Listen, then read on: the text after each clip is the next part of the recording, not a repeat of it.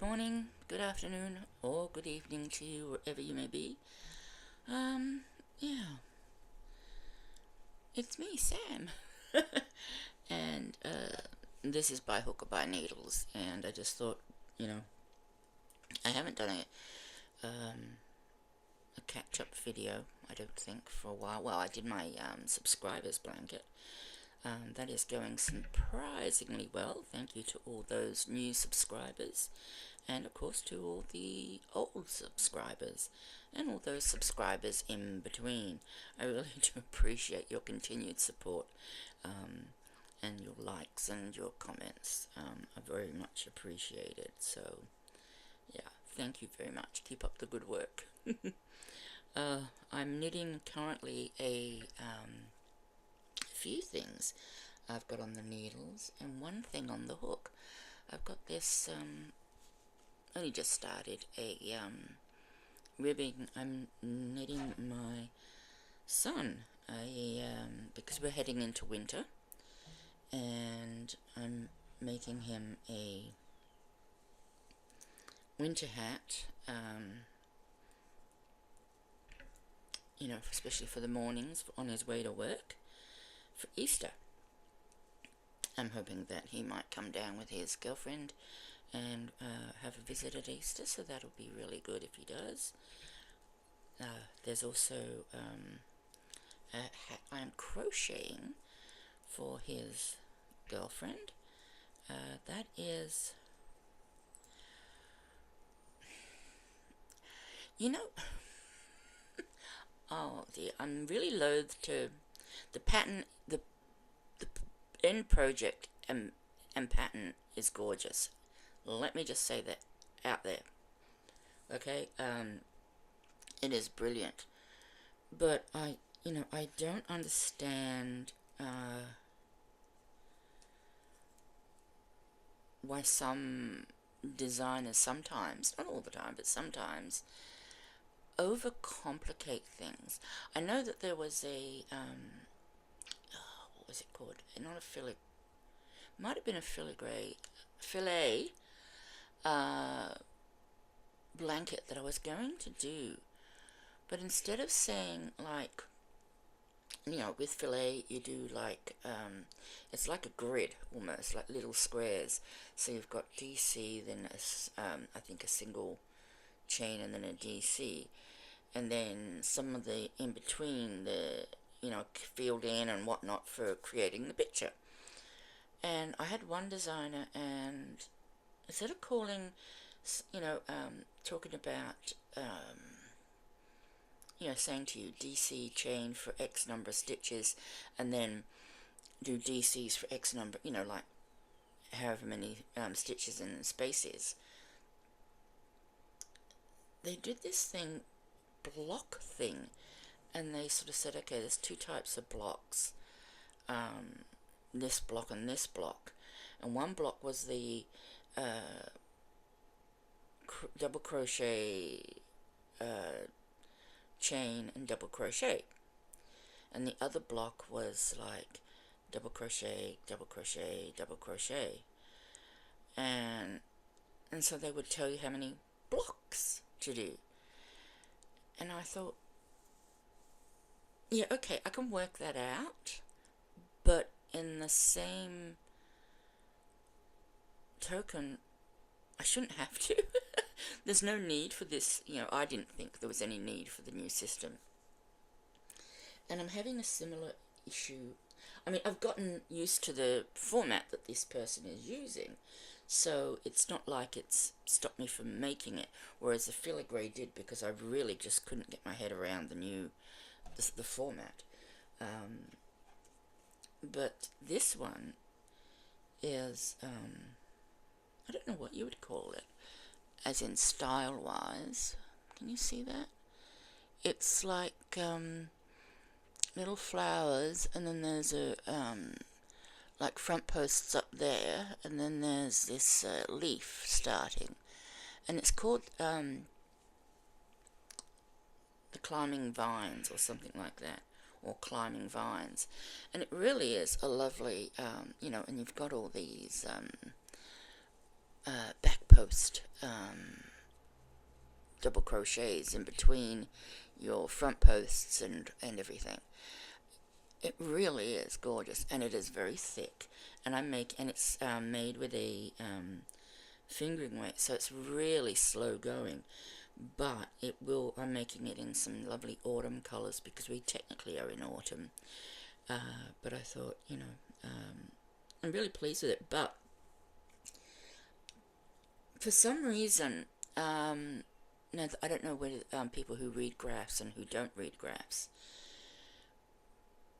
and I'm sure she believed that she was probably simplifying the graph, perhaps. But instead of having using the already out there schematics for a crochet graph or crochet chart, she just came up with her own. And so you've got bold lines and thin lines, and the bold lines mean one thing and the thin lines need another, and then you've got bold lines with a V, which obviously means 2 stitches in one, and then you've got thin lines with a an inverted V, which is obviously 2 stitches together, and all that sort of thing. I can understand it now, but it didn't make a huge amount of sense when I first started. And the other thing with it was she just changed the wording too, even reading. So I thought, I'll go to the written pattern. I can't follow this new way yet. This is when I first picked up the pattern, and I was reading through as I do, and she does things like just puts B, a big capital B, and you need to know that capital B means back post, and it means back post DC in the next stitch. Fair enough. I can't see why we couldn't have just used BP DC. I get it, she's trying to shorten the written part, maybe. And then it got really confusing because I'm reading the pattern, and it said things like I had to B2I, B, the letter 2, small I. Then we had F2, no, hang on, no, B2T, that's right, sorry, it was B2T, and then it had F2I,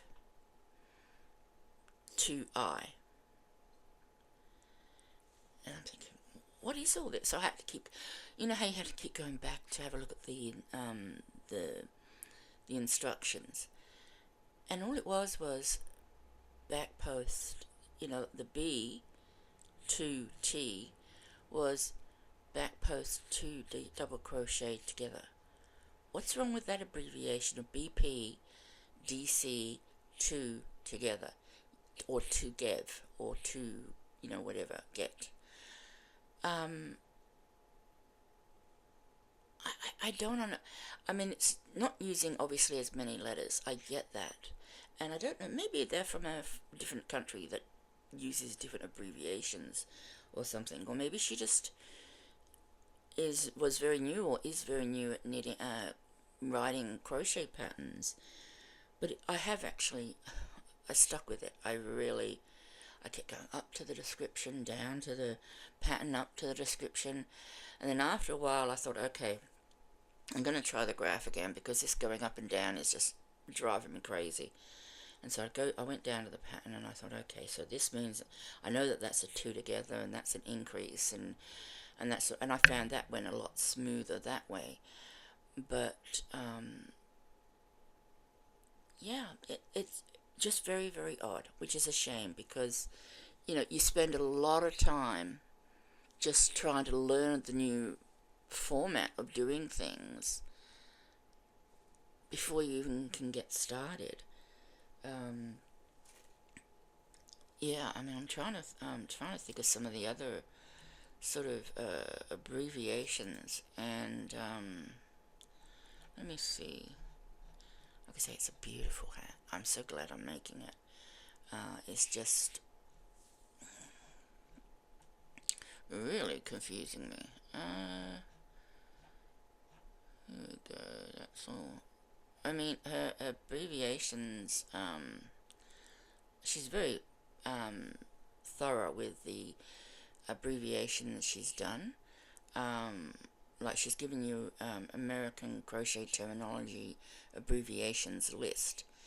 Um, but she's given you a list for like DC2 TOG means 2DC together, but she doesn't use DC2 TOG really, other than in the so here we go. Here's so B equals a back post double crochet, and F is a front post double crochet, and then we've got B2T, B2I, F2I, and an F2T, which is like a back post DC2 increase is the B2I. And like I say, the schematic is very easy, I would say, if you don't like crochet charts or get confused by all the symbols. They are divided into rows because it's made obviously in the round. But yeah, I just sort of found it really odd that anyone would do that. I mean, I'm sure, I'm sure she has her reasons. It's just, I don't want to spend time learning a whole new way, especially as I probably won't ever. I'll probably make this hat. Oh, I might make it more than once. I'll see how long it takes, because it is taking an awful long time. Not in, well, mostly because I'm having to learn a whole new language, but when you do anything in fingering weight or four ply, which is I think 2-weight, it's going to take a while, and it's going to take a while. So, I get that. That's understandable, but I just sort of, and then I start double guessing myself. You know how you sort of go, did I read that right? No, that doesn't make sense. I've done that wrong. And then I unravel it all and I go, oh, no, I did have it right. I'm just not looking, I'm not looking at the picture properly, and I'm not absorbing the information properly. So I think there's definitely a case of a part of it is me not adjusting very well to the new terminologies and way she's done her graph and all the rest of it. But yeah, had I were to do the graph, I would have just gotten out my what's it called? Crochet something on crochet guide or something. Maybe it's crochet guide, I think. And it was a 15 Australian dollar app that allows you to create your own crochet charts, and a lot of the symbols are already done for you. So if you're doing a shell, they'll have a 7 double crochet shell already in the symbols for you to choose. If and if the pattern you're doing needs 9, then you would just have to add an extra 2, one each end perhaps of the shell, to try and make it be match your design sort of thing. Yeah. But yeah, that's what I'm used to doing. I'm used to using the international standard symbols that are sort of, I think it's the only thing in crochet where the symbols themselves don't change. What they stand for might change, like the plus sign equals the single crochet, but obviously in in the UK, that plus sign means double crochet, but it doesn't alter the schematics of the graph. So, it's international in the sense that, any terminology, US or UK, can use it and still know what it means once they know what the symbols are, sort of thing. But yeah, so yeah, that's coming along really slowly. So I needed a break from that, and I thought, well, what am I going to do to have a break? And then I thought, I know, I'll just do some knitting. I'll knit a hat at the same time, because it really was sort of getting to me and doing my head in, especially when I started unraveling unnecessarily, and I thought, nope, that's, I'm doing silly things here. I need to take my time and whatnot. So, yeah, such is life, which is the last words, supposedly, of Ned Kelly. If you don't know who Ned Kelly was, he was a infamous bushranger. And by bushranger, we don't mean like a Texas Ranger. He wasn't a good guy. Supposedly, he was a outlaw. You would call him a bush outlaw, I guess, in the US. But and it's funny because my grandfather's name was Edward Kelly, and he used to box, and he boxed under the name Ned Kelly. And everyone knows Ned Kelly, and he's he's one of those sort of Jesse James, Billy the Kid type sort of characters, I guess. Or Butch Cassidy and the Sundance Kid. He's sort of amongst normal people, I say normal, amongst non-law people who were in the, offices of, sheriffs or whatever. The antics, were not deemed to be too bad. Bit of a Robin Hood, I suppose, is what I'm trying to say. Ned Kelly was very much portrayed as a Robin Hood character. I think he suffered a lot of loss of family and friends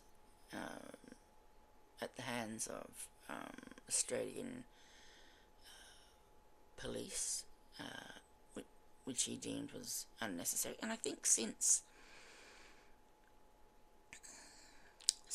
the time, there's been a lot of research done, and they've discovered that Ned Kelly may not have actually been guilty for the crime he was hung for. So that's interesting. But yeah, it's a long time coming to that conclusion.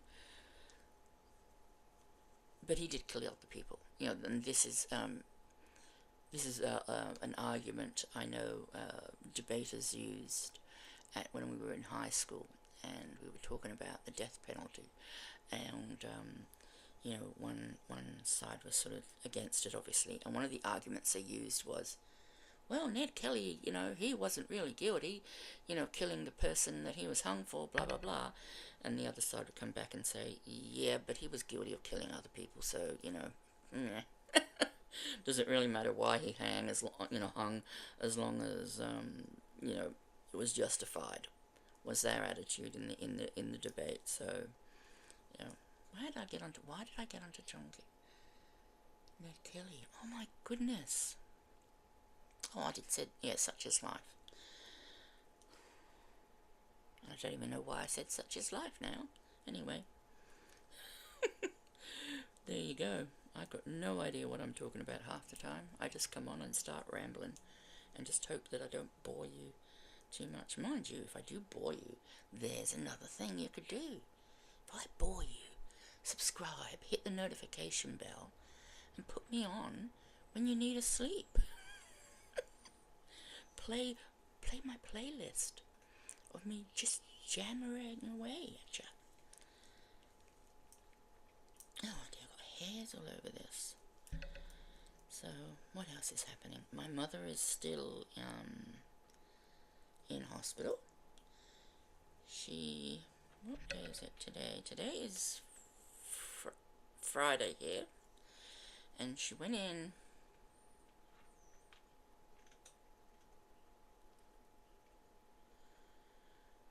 on Wednesday. Went in on Wednesday morning. An ambulance came and collected her because she had to go to the city hospital, the local hospital. Won't take her for what would you call it? Elective surgery, but it's not elective. It was removing a non-cancerous lump, but they won't, scheduled. I suppose you could say it's scheduled surgery. They won't take her for scheduled surgery because if it's an emergency, obviously they would take her because she has factor 5 deficiency, which is a bleeding disorder, and she can bleed uncontrollably. And the city hospital is deemed to be better equipped to deal with something like that if she has a massive sort of bleed or whatnot. So yeah, but it's funny because we are about at least an hour and a half, 2 hours from the hospital, and my dad said, "Oh, I can't drive down there," and because he's 85 now, and he just doesn't like to drive anywhere outside of maybe a couple of kilometers from home, because he gets sort of disorientated and gets a little bit stressed. So I said to him, he said, what should I do? And I said, well, and he says, and when I phoned, the nurse doesn't give me any information. And I said, have you asked to actually speak to Mum? I said, because they will put phone calls through to her bed. I said, there are phones in the room, next to the beds in the hospital. I said, you don't have to just rely on what the nurses are telling you. And he goes, oh, I didn't know that. And I said, yeah, phone up and ask to speak to her. But he said to me, well, she's not giving me any information either as to why they're keeping her in. But I suspect it's, they just want to make sure she's probably healed properly. They probably cauterized the wound when they did the op, and they need to just make sure she doesn't go into a spontaneous bleed or something. So yeah, they kept her in overnight the first night, and we expected that because she doesn't react well with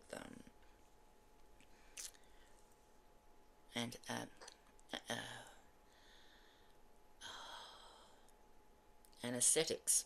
I can never remember how to say that word.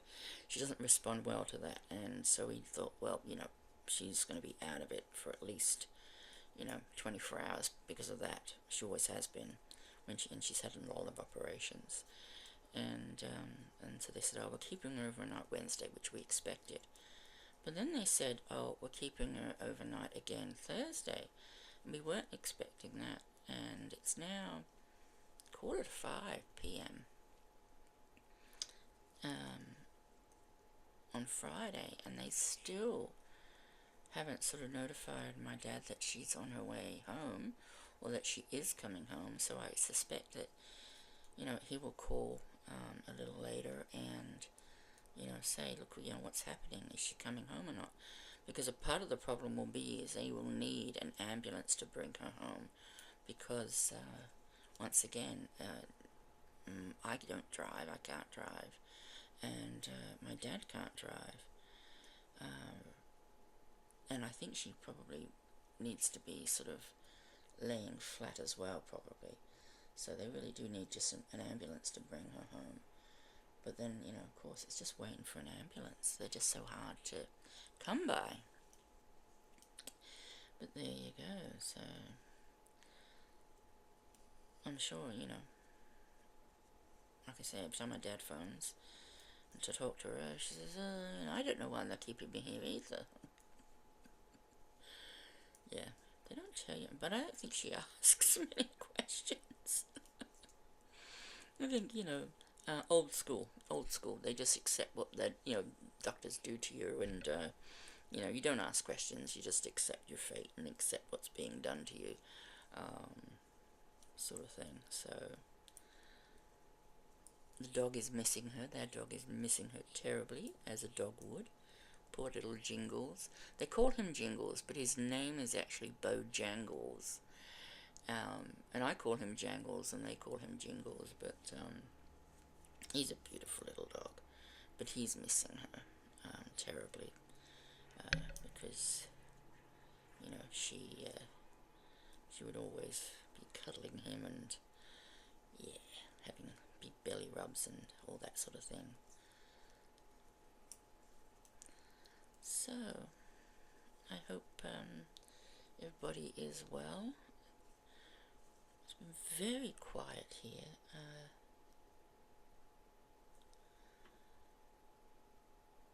As you can hear, nothing.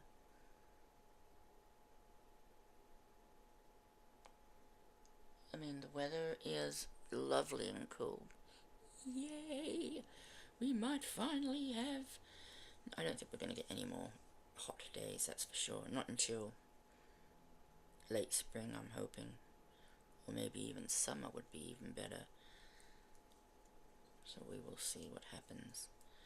I've got a suspicion that winter's going to be a cold one, though. Because winters have been getting chillier and chillier. We actually dropped below 0 a few times, below 0 Celsius, which I think is about 36 Fahrenheit below, so, you know, which is unusual for our area.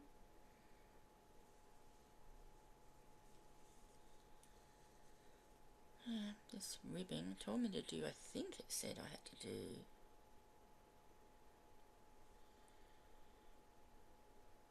40 rows? I think it said repeat last 2 rows 20 times. So yeah, I think I've got to do 40 rows of ribbon because it's got to be folded back onto itself.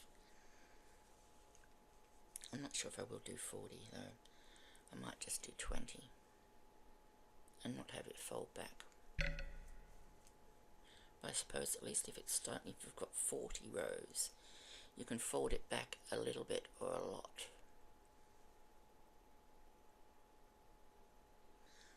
Oh, Telstra are offering me 20% off rugby tickets. No thank you. My favourite yarn shop is having 20% off of, no, 10 or 20. I think it's only 10%. 10% off all classic and whisper yarns. 2 of their like brands. And I sat there and I kept saying, oh, I can't justify it. What would I make with it? How much would I buy of what colour and what would I... Oh, and I sat there for like 20 minutes, 30 minutes, and I thought, nope, not going to buy anything. I'm just going to close it and leave it at that, and if I do need yarn, I will get some later.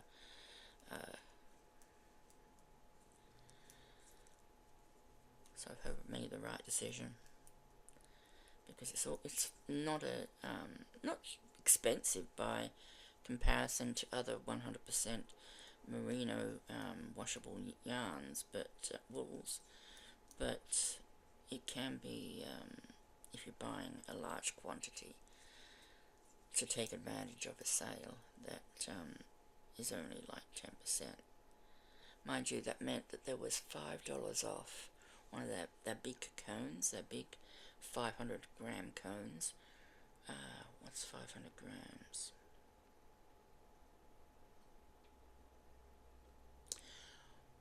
One kilo equals 2.2 pound, so half a kilo would equal 1.1 pound. 1.1 pound cones for 40 Australian dollars after the discount, which would be maybe 30 US dollars and 20 UK pound. Not too bad, not too bad. But once again, I've got to justify what I'm going to make with that sort of thing.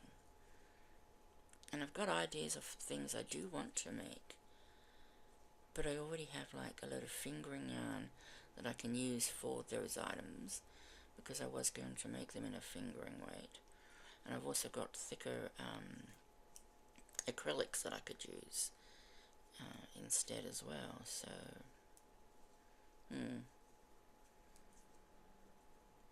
hard to know what to do. This hat might have to have some stripes in it, because I don't think that's going to be enough for a whole beanie. But I'll see. And there's already, I mean, I can already get my thumb into the hole in the middle, and quite a bit's gone. Yeah, we'll have to see. Anyway, I just wanted to give you a little update on things that were happening here. Nothing horribly terrible. Everyone seems to be well and dandy and what have you. So yeah. Alright, I'm going to put this down, and then I'm going to pick up the dreaded other hat, which I need to really concentrate on when I'm doing.